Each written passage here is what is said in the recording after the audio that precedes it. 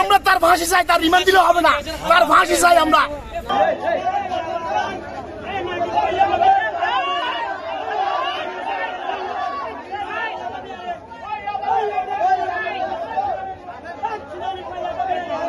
যে ইয়াবা গডফাদার যে মানে ইয়াবা পরিচালনা করতো, এক সময় সে বিএনপির টিকিট নিয়ে মানে রাজনীতি ডালাইছিল, তখন মানে বিএনপিতে ওই ইয়াবার কোনো মাসাওয়া চালানো হয়, গডফাদার মানে থাকতে পারে না। এই জন্য এখানে সিট না পাইয়া আওয়ামী লীগের যোগদান করি পুরাই মানে সেই কক্সবাজার ডিস্ট্রিক্টে ইয়াবার গডফাদার হিসেবে পরিচিত।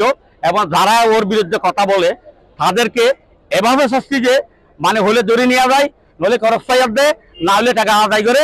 হ্যাঁ, সে যে ইয়াবার গডফাদার তাকে যদি রিমান্ডার দিই, তাকে যদি বাইর করে মানে তাতে থেকে মোরা তথ্য বাইর করতে হলে সরকার থেকে তাকে রিমান্ড দিতে হবো।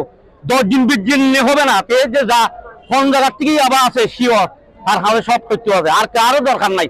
এই মানে যেটা এসপি মাসুদ এখানে যে অপকর্ম করে গেছে, এ ফরজুল মুস্তাফা তাকে যখন সুস্থ করে, এরকম যখন সুস্থ হয়েছে তাকে নিয়ে আমি নির্যাতন করতে অনেক ফুল খালি হয়েছে। এখন সব এই মানার কাছে আসামি সে। আপনি কি মনে করেন বদির মধ্যে সব তথ্য আছে? সব তথ্য ওর কাছে আছে, সব তথ্য ওর কাছে আছে, আর কারো দরকার নাই। টেকনাফের একটি হত্যা প্রচেষ্টা মামলায় কক্সবাজার 4 আসনের সাবেক সংসদ সদস্য আব্দুর রহমান বদিকে টেকনাফের সিনিয়র জুডিশিয়াল ম্যাজিস্ট্রেট জনাব হামিমুন তানজিনের আদালতে আজকে উঠানো হয়েছিল।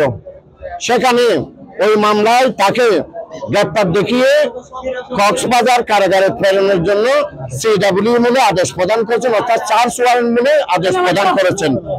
ওই মামলার ওই আদালতের যিনি সিএসআই আছেন তিনি আমাদেরকে বলেছেন যে এই আদালতে বলেছেন যে তিনি আব্দুর রহমান বদিকে রিমান্ড পেয়ার করেছেন এই মামলার তদন্তকারী কর্মকর্তা। রিমান্ড পেয়ারটা ভারপ্রাপ্ত কর্মকর্তা টেকনাফ থানার মাধ্যমে আদালতে এখনো পৌঁছায়নি। সেই কারণে ওই রিমান্ড পেয়ারটা শুনানি হওয়ার কোনো সুযোগ ছিল না। আদালত বলেছেন প্রাপ্তি সাপেক্ষে সেটা শুনানি হবে। সেই মর্মে বিজ্ঞ আদালত জনাব হামিমুন তানজিন জুডিশিয়াল ম্যাজিস্ট্রেট টেকনাফ এই আদেশটা প্রচার করেছেন।